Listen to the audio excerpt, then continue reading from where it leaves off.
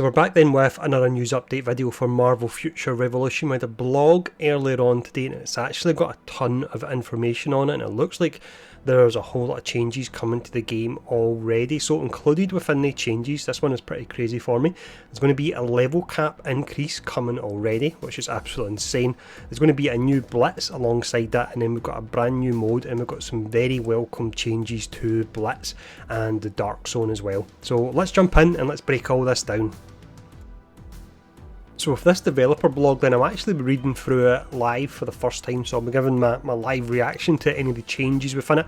I know from seeing some of the messages I've seen in Discord it looks to be a positive blog, but let's work our way through this. So first off, we'd like to express our utmost gratitude to all agents playing Marvel Future Revolution. The development team constantly goes over agent suggestions collected from various channels, and we're working arduously to prepare updates that reflect these suggestions.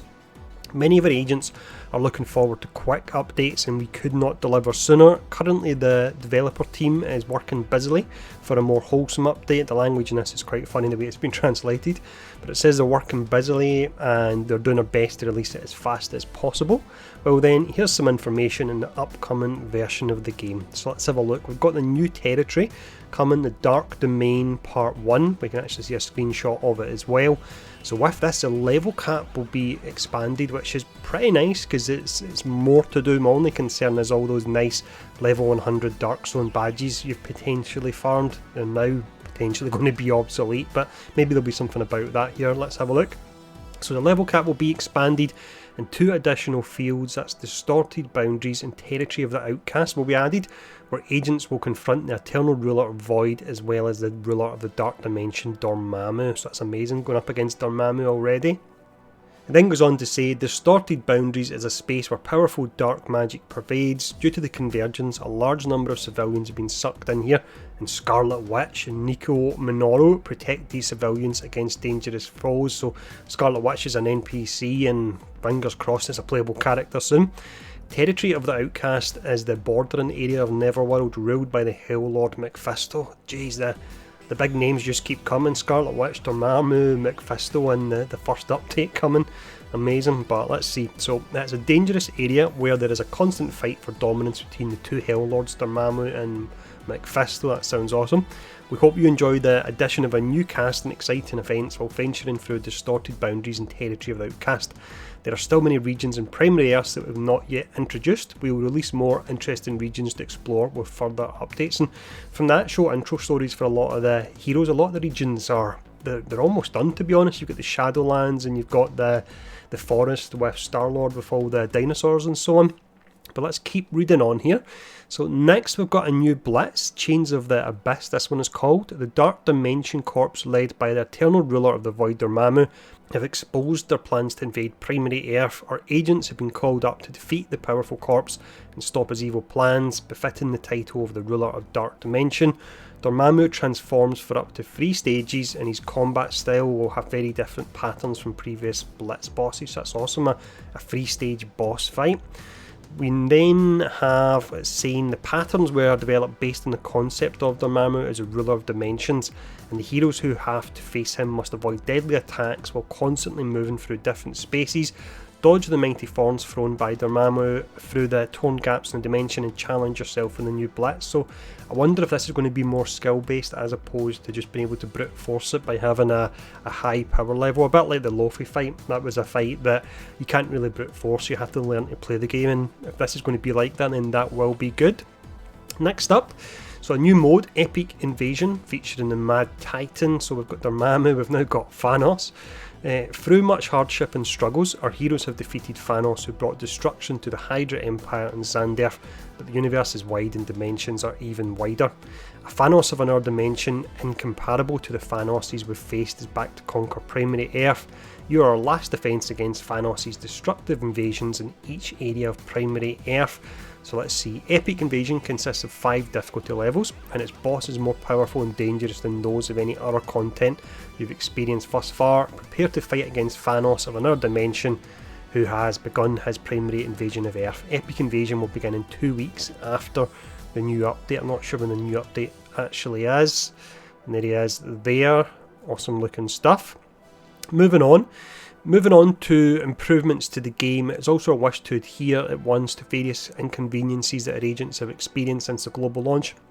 Actually struggling to read this a little bit because English in it is really pretty weird, but again it's just the way it's been translated. But yeah, I'm struggling a little bit here with it. It is stating that realistically there are challenges in catering to all of them immediately. Rest assured we are certainly trying to incorporate as many as we can. Through this update we would like to proceed with the following improvements to alleviate some inconveniences to gameplay. So we have continued hero balance improvements here. We're always open for our agents' opinions on hero balance. Hero balance adjustment is of the highest priority to the developer team. We're looking into numerous opinions regarding our heroes and working towards a fairer balance. As this is a rather sensitive topic, because obviously that includes buffs and nerfs as well, we are very cautious in any adjustments made, and we understand some agents' frustration with our delayed action. Nonetheless, we will continue to apply your feedback and improve on this front so that agents can have a more enjoyable experience. So expect buffs and nerfs coming soon on the back of that. And then let's see, so Blitz reward count improvement. The current reward count for Blitz is 3 times for each kind, but it will change the system to have an overall reward count for all Blitzes. This will shorten insignificant and repetitive play, so the agents can focus on acquiring badges that match their current level. That's good, you're not going to have to go through all the Blitzes. What is it? 30 of them you have to do, I suppose. There's 10 of them and you do them 3 times, so that's good. And then we have certain content's reward policy adjustment and revival improvement. In content where party play is recommended, such as Blitz and Raid, if the hero's hit point is 0 at the end of the session, rewards cannot be claimed. Now, that's a bummer if you get knocked out towards the end of it, but there's far too many people that go into Blitz and Raids and they're just an auto.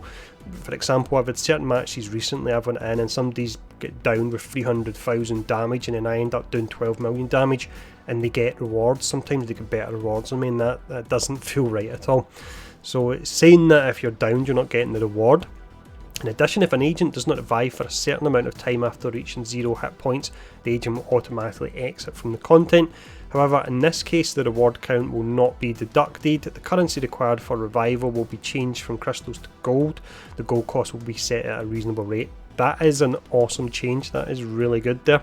So next up, improvements on the lack of gold. Many agents voiced the lack of gold. The developer team is currently improving the flow of gold through a new update so the agents can earn gold at appropriate levels, as there are various game modes where you can earn gold, so we're working on various tests and adjustments to these gold. Yeah, that sounds pretty odd the way they've worded that there, to the gold it's dropping, I imagine.